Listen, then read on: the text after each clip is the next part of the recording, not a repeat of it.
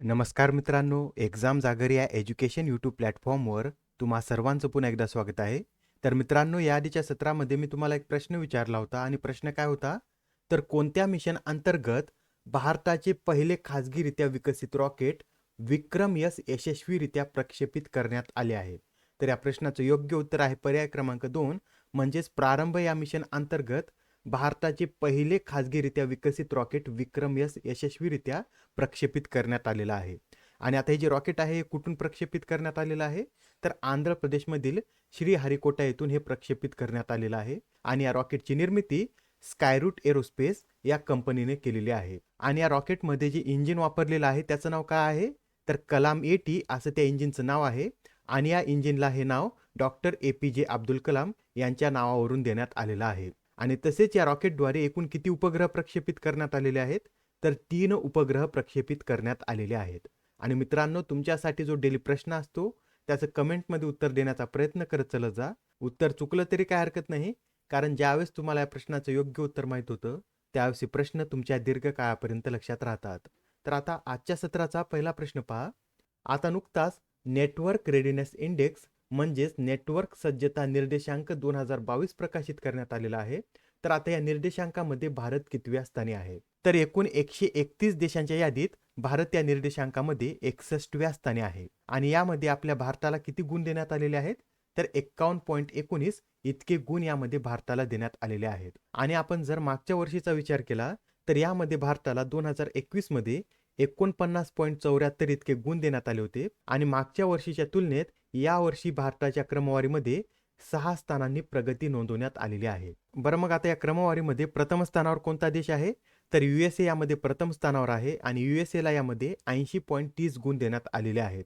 त्यानंतर दुसऱ्या क्रमांकावर सिंगापूर आहे, तिसऱ्यावर स्वीडन, चौथ्यावर नेदरलँड आणि 5व्या क्रमांकावर स्वित्झर्लंड हा देश आहे.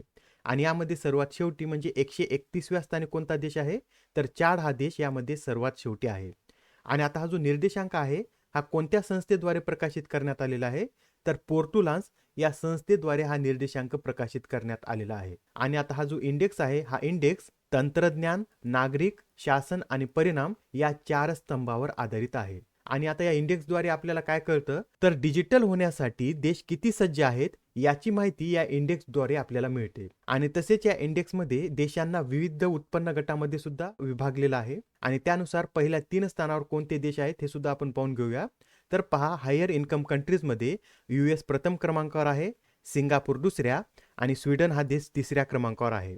आणि अप्पर मिडल इन्कम कंट्रीजमध्ये चायना प्रथम क्रमांकावर आहे, मलेशिया दुसऱ्या आणि रशिया यामध्ये तिसऱ्या क्रमांकावर आहे. आणि आता ही जी लोअर मिडल इन्कम कंट्री श्रेणी आहे यामध्ये युक्रेन प्रथम क्रमांकावर आहे, इंडोनेशिया दुसऱ्या आणि आपला भारत यामध्ये तिसऱ्या क्रमांकावर आहे. आणि लोअर इन्कम कंट्रीजमध्ये प्रथम क्रमांकावर रवांडा आहे, दुसऱ्या क्रमांकावर झांबिया आहे आणि तिसऱ्या क्रमांकावर युगांडा हा देश आहे. तर ठीक आहे, एवढ्या बाबी तुमच्या आता लक्षात आल्या असतील. तर आता प्रश्न क्रमांक दुसरा पहा. आता यामध्ये काय विचारलेलं आहे? तर कोणते राज्य हे पेसा कायदा लागू करणारे देशातील 7वे राज्य ठरले आहे? आता हे पेसा म्हणजे काय? तर panchayat extension to schedule areas act असे याचं पूर्ण स्वरूप आहे. आणि आता पेसा कायदा लागू करणारे मध्य प्रदेश हे देशातील 7वे राज्य ठरलेले आहे. आता मग याआधी जे 6 राज्य आहेत त्यांची नावे सुद्धा तुम्हाला माहित पाहिजे, तर नोट करून घ्या. हिमाचल प्रदेश, आंध्र प्रदेश, तेलंगणा, राजस्थान, गुजरात आणि महाराष्ट्राने स्वतःचे पेसा कायदे लागू केलेले आहेत. आणि त्यानंतर असा कायदा लागू करणारं मध्य प्रदेश हे भारतातील 7वं राज्य ठरलेलं आहे. आणि आता या कायद्याचा उद्देश काय आहे? तर आदिवासी समाजाला स्वराज्य प्रदान करणे आणि तसेच ग्रामसभांना सर्व उपक्रमांचे मुख्य केंद्र बनवणे हा या कायद्याचा उद्देश आहे. आणि आता या कायद्याविषयी सुद्धा आपण थोडक्यात माहिती पाहूया. बघा, ज्यावेळेस 73वी घटना दुरुस्ती करण्यात आली होती त्यामध्ये 243 मध्ये एक तरतूद देण्यात आलेली आहे. आणि त्यानुसार 5व्या अनुसूचीतील अनुसूचित क्षेत्रांना 73व्या घटना दुरुस्तीच्या अंमलबजावणीतून वगळण्यात आले होते. पण नंतर 1995 मध्ये भुरिया समितीच्या शिफारसीवरून 73व्या घटना दुरुस्तीच्या तरतुदीत बदल करून त्या तरतुदी पेसा कायदा 1996 द्वारे अनुसूचित क्षेत्रांना लागू करण्यात आलेल्या आहेत. आणि आता हा जो कायदा आहे हा कधीपासून लागू झालेला आहे? तर 24 डिसेंबर 1996 पासून हा कायदा लागू झालेला आहे. ही डेट लक्षात राहू द्या. 24 डिसेंबर 1996 पासून हा कायदा लागू झालेला आहे. आणि तसेच पेसा कायदा लागू झाल्यानंतर 2011 मध्ये नियम प्रकाशित करणारं पहिलं राज्य कोणतं होतं? तर आंध्र प्रदेश हे पहिलं राज्य होते. आणि त्यानंतर मग हिमाचल प्रदेश, राजस्थान आणि महाराष्ट्रानेही त्यांचे पेसा नियम प्रकाशित केलेले आहेत. अत्यंत महत्त्वाचा प्रश्न आहे. एवढे सर्व पॉईंट याविषयीचे नोट करून घ्या. आणि आता प्रश्न क्रमांक 3 पहा. आता नुकतेच निवडणूक आयोगामध्ये नवे निवडणूक आयुक्त म्हणून कोणाची नियुक्ती करण्यात आली आहे? तर आता नवे निवडणूक आयुक्त म्हणून अरुण गोयल यांची नियुक्ती करण्यात आलेली आहे. आणि आता अरुण गोयल हे डिसेंबर 2027 पर्यंत निवडणूक आयुक्त असणार आहेत. आणि त्यांच्याविषयी सांगायचं झालं तर ते 1985च्या बॅचचे पंजाब कॅडरचे IAS अधिकारी आहेत. आणि त्यांनी इंग्लंडमधील केम्ब्रिज विद्यापीठाच्या चर्चिल महाविद्यालयातून डेव्हलपमेंट इकॉनॉमिक्समध्ये पोस्ट ग्रॅज्युएशन केलेलं आहे. आणि तसेच त्यांच्याकडे MSc मॅथमॅटिक्स ही डिग्री सुद्धा आहे. आणि त्यांनी याआधी 2020 ते 2022 पर्यंत अवजोड उद्योग मंत्रालयात सचिव म्हणून कार्य केलेलं आहे. तसेच 2018 ते 2019 या काळामध्ये सांस्कृतिक मंत्रालयात सचिव म्हणून देखील त्यांनी कार्य केलेलं आहे. आणि 2015 ते 2016 मध्ये ते दिल्ली विकास प्राधिकरणाचे उपाध्यक्ष देखील होते. आणि पहा, भारताचा जो निवडणूक आयोग आहे त्यामध्ये एकूण 3 सदस्य असतात. त्यापैकी एक मुख्य निवडणूक आयुक्त आणि इतर 2 निवडणूक आयुक्त असतात. आणि सध्या अजून एक निवडणूक आयुक्त कोण आहेत? तर अनुप चंद्र पांडे हे सध्या निवडणूक आयुक्त आहेत.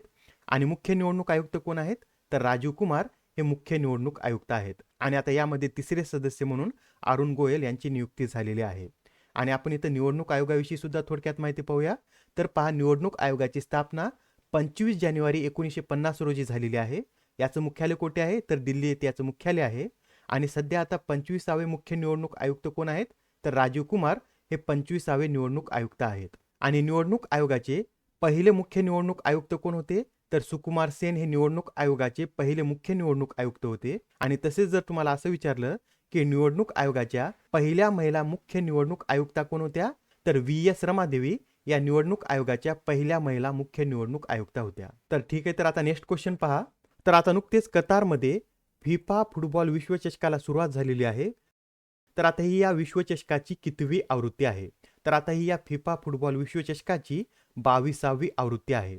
आणि पहा, आता हा जो फिफा फुटबॉल विश्वचषक आहे हा दर 4 वर्षांनी आयोजित केला जातो.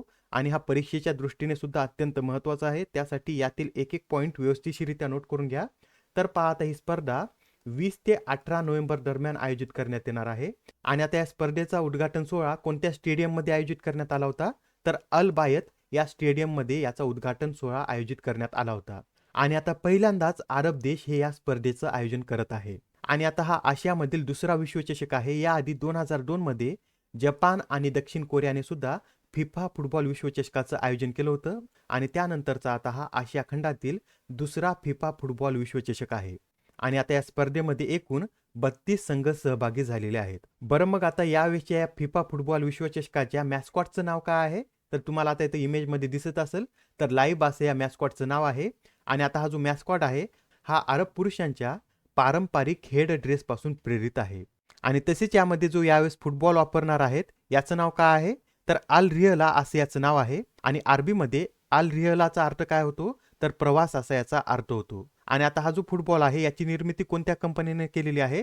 तर आदिदास या कंपनीने याची निर्मिती केलेली आहे. आणि तसेच आता हा जो फिफा फुटबॉल विश्वचषक आहे हा कधीपासून आयोजित करण्यात येत आहे? तर 1930 पासून याचं आयोजन करण्यात येत आहे. आणि दर 4 वर्षांनी याचं आयोजन केलं जातं. आणि याची पहिली आवृत्ती कुठे आयोजित करण्यात आली होती? तर उरुग्वे या देशामध्ये याची पहिली आवृत्ती आयोजित करण्यात आली होती. आणि या आवृत्तीचं विजेतेपद उरुग्वे या देशानंच मिळवलेलं होतं. आणि याबरोबरच हे सुद्धा नोट करून घ्या, 1942 ते 46 या काळात ही स्पर्धा आयोजित करण्यात आली नव्हती. आणि याचं कारण काय? तर दुसऱ्या महायुद्धामुळे या काळामध्ये ही स्पर्धा आयोजित करण्यात आलेली नाही. आणि या स्पर्धेचं सर्वाधिक विजेतेपद कोणत्या देशानं मिळवलेलं आहे? तर ब्राझील या देशाने ही स्पर्धा सर्वाधिक 5 वेळा जिंकलेली आहे. आणि 2018 मध्ये ही स्पर्धा कुठे आयोजित करण्यात आली होती? तर रशियामध्ये आयोजित करण्यात आली होती. आणि याचं विजेतेपद फ्रान्स या देशाने पटकावलेलं आहे. आणि 2014 मध्ये ही स्पर्धा ब्राझीलमध्ये आयोजित करण्यात आली होती. याचं विजेतेपद जर्मनीनं मिळवलेलं आहे. 2010 मध्ये साऊथ आफ्रिकेमध्ये याचं आयोजन करण्यात आलं होतं. आणि स्पेन या देशाने ही स्पर्धा जिंकली होती. आणि 2006 मधील या स्पर्धेचं आयोजन जर्मनी या देशात करण्यात आलं होतं. आणि त्यावेळेसच्या स्पर्धेचं विजेतेपद इटली या देशानं मिळवलेलं होतं. हे सुद्धा नोट करून घ्या. जोड्या लावामध्ये यावर सुद्धा तुम्हाला प्रश्न विचारण्यात येतो. आणि आता प्रश्न क्रमांक 5 पहा. कोणत्या देशाला excellence in leadership in family planning म्हणजेच एक्सेल पुरस्कार 2022 ने सन्मानित करण्यात आले आहे? तर आता हा जो एक्सेल पुरस्कार आहे, या पुरस्काराने आपल्या भारताला सन्मानित करण्यात आलेला आहे. आणि हा जो पुरस्कार आहे, हा पुरस्कार कुटुंब नियोजनावरील आंतरराष्ट्रीय परिषदेमध्ये भारताला देण्यात आलेला आहे. आणि कंट्री कॅटेगरीमध्ये हा पुरस्कार मिळवणारा भारत हा एकमेव देश ठरलेला आहे. आणि तुमच्या माहितीसाठी हे सुद्धा नोट करून घ्या, NFHS4च्या तुलनेत NFHS5 मध्ये देशातील एकूण गर्भनिरोधक प्रसार दर 54% वरून 67% वाढलेला आहे. आणि आता हे जे NFHS आहे, याचं फुल फॉर्म काय आहे? तर नॅशनल फॅमिली हेल्थ सर्व्हे असं याचं पूर्ण स्वरूप आहे. बरं, मग आता याबरोबर हे सुद्धा नोट करून घ्या, आता ही जी कुटुंब नियोजनावरील आंतरराष्ट्रीय परिषद आहे, याचं आयोजन कुठे करण्यात आलं होतं? तर थायलंडमधील पटाया शहरात याचं आयोजन करण्यात आलं होतं. आणि ही जी परिषद आहे, ही कधीपासून आयोजित करण्यात येते? तर 2009 पासून ही आयोजित करण्यात येते. आणि या पहिल्या परिषदेचं आयोजन युगांडा या देशामध्ये करण्यात आलं होतं. आणि आता प्रश्न क्रमांक 6 पहा. 10व्या आंतरराष्ट्रीय पर्यटन मार्चचे आयोजन कोणत्या राज्यात करण्यात आले आहे? तर आता 10व्या आंतरराष्ट्रीय पर्यटन मार्चचे आयोजन मिझोराम या राज्यामध्ये करण्यात आलेलं आहे. आणि मिझोराममध्ये सुद्धा कुठे? तर मिझोराम राज्यातील आयझॉलमधील मुआलपुई येथील आर डेंगथुमा इंडोर स्टेडियममध्ये याचं आयोजन करण्यात आलेलं आहे. आणि आता हा जो आंतरराष्ट्रीय पर्यटन मार्च आहे, हा ईशान्येकडील राज्यामध्ये रोटेशन पद्धतीने आयोजित केला जातो. आणि प्रथमच आता याचं आयोजन मिझोराम या राज्यामध्ये करण्यात आलेलं आहे. आणि आता हा पर्यटन मार्ट आयोजित करण्यामागचा उद्देश काय आहे? तर ईशान्य प्रदेशातील पर्यटन क्षमता देशांतर्गत आणि आंतरराष्ट्रीय बाजारपेठेत प्रदर्शित करणे, हा या कार्यक्रमामागचा उद्देश आहे. आणि आपण आता इथं मिझोराम या राज्याविषयी सुद्धा थोडक्यात माहिती पाहूया. तर पहा, मिझोराम या राज्याची स्थापना 1986 मध्ये करण्यात आलेली आहे. आणि स्थापनेनुसार हे कितवं राज्य आहे? तर 23वं राज्य आहे. आणि याबरोबर हे सुद्धा लक्षात राहू द्या, 1986 मध्ये 2 राज्यांची निर्मिती झालेली आहे. त्यापैकी 23वं राज्य आहे मिझोराम आणि 24वं राज्य कोणतं आहे? तर अरुणाचल प्रदेश हे 24वं राज्य आहे. आणि मिझोराम या राज्याची राजधानी काय आहे? तर ऐझॉल ही राजधानी आहे. आणि सध्या याचे राज्यपाल कोण आहेत? तर हरिबाबू कंबमपती हे राज्यपाल आहेत. आणि मुख्यमंत्री जोरमथंगा हे आहेत. आणि मिझोराम या राज्यामध्ये एकूण किती नॅशनल पार्क आहेत? तर 2 नॅशनल पार्क आहेत. आणि ते कोणते? तर मुर्लेन नॅशनल पार्क आणि Phawngpui blue mountain national park, हे 2 नॅशनल पार्क मिझोराम या राज्यामध्ये स्थित आहेत. आणि आता प्रश्न क्रमांक 7 पहा. अत्यंत महत्त्वाचा प्रश्न आहे पहा, यामध्ये काय विचारलेलं आहे? आशिया कप टेबल टेनिसमध्ये कांस्य पदक जिंकणारी पहिली भारतीय महिला कोण ठरली आहे? तर आता आशिया कप टेबल टेनिसमध्ये कांस्य पदक जिंकणाऱ्या मनिका बत्रा या पहिल्या भारतीय महिला ठरलेल्या आहेत. आणि आता यांनी हे जे कांस्य पदक आहे, हे कोणाला हरून जिंकलेलं आहे? तर जपानच्या हिना हयाता यांना हरून हे त्यांनी कांस्य पदक जिंकलेलं आहे. आणि तसेच आशिया कप टेबल टेनिसमध्ये सेमीफायनलमध्ये जाणाऱ्या सुद्धा मनिका बत्रा या भारताच्या पहिल्या महिला खेळाडू ठरलेल्या आहेत. आणि त्यांना उपांत्य फेरीमध्ये कोण हरवलेलं आहे? तर मिमा इटोने यांनी त्यांना उपांत्य फेरीत हरवलेलं आहे. आणि आता ही जी आशिया कप टेबल टेनिस आहे, याचं आयोजन कुठे करण्यात येत आहे? तर थायलंडमधील बँकॉक येथे या स्पर्धेचं आयोजन करण्यात येत आहे.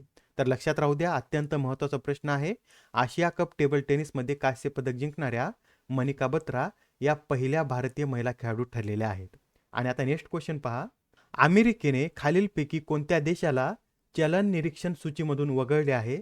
तर नुकतेच आता अमेरिका या देशाने त्यांच्या चलन निरीक्षण सूचीमधून भारताला वगळलेलं आहे. आणि आता भारतासह या सूचीमधून इटली, मेक्सिको, थायलंड आणि व्हिएतनाम या देशांना सुद्धा वगळलेलं आहे. आणि आता या सूचीमध्ये अजून समाविष्ट असणारे 7 देश कोणते आहेत? तर चीन, जपान, दक्षिण कोरिया, जर्मनी, मलेशिया, सिंगापूर आणि तैवान या देशांना अजूनही या सूचीमध्ये ठेवण्यात आलेलं आहे. आणि आता या सूचीमध्ये कोणाचा समावेश करण्यात येतो? तर अमेरिका या देशाच्या दृष्टीने व्यापार फायदा मिळवण्यासाठी जाणून बुजून त्यांच्या चलनाचे अवमूल्यन करणाऱ्या देशांना या सूचीमध्ये समाविष्ट करण्यात येतं. आणि आता हा प्रश्न पहा, यामध्ये काय विचारलेला आहे? तर आता अलीकडेच केंद्र सरकारद्वारे किती भाषेचे मातृभाषा सर्वेक्षण पूर्ण करण्यात आले आहे? तर नुकतेच आता केंद्र सरकारद्वारे एकूण 576 भाषेचे मातृभाषा सर्वेक्षण पूर्ण करण्यात आलेलं आहे. आणि तुम्हाला परीक्षेमध्ये असं सुद्धा विचारलं जाऊ शकतं की भारतीय मातृभाषा सर्वेक्षण कोणत्या मंत्रालयाद्वारे करण्यात आलेलं आहे? तर गृह मंत्रालयाद्वारे हे सर्वेक्षण करण्यात आलेलं आहे. हे सुद्धा नोट करून घ्या. आणि आता आजच्या सत्रामधील शेवटचा प्रश्न पहा.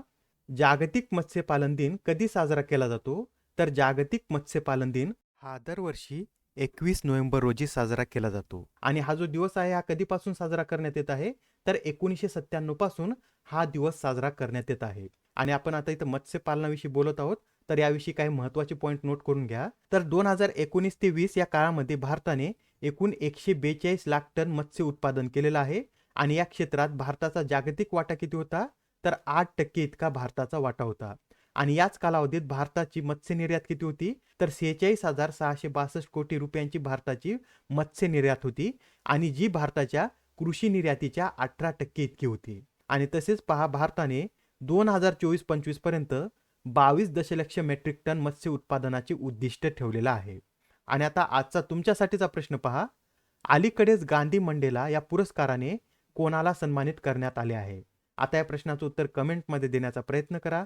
उत्तर चुकलं तरी काही हरकत नाही, कारण ज्यावेळेस तुम्हाला या प्रश्नाचं योग्य उत्तर माहित होतं, त्यावेळेस हे प्रश्न तुमच्या दीर्घकाळापर्यंत लक्षात राहतात. तर आता पुढच्या सत्रामध्ये पुन्हा भेटूया. धन्यवाद.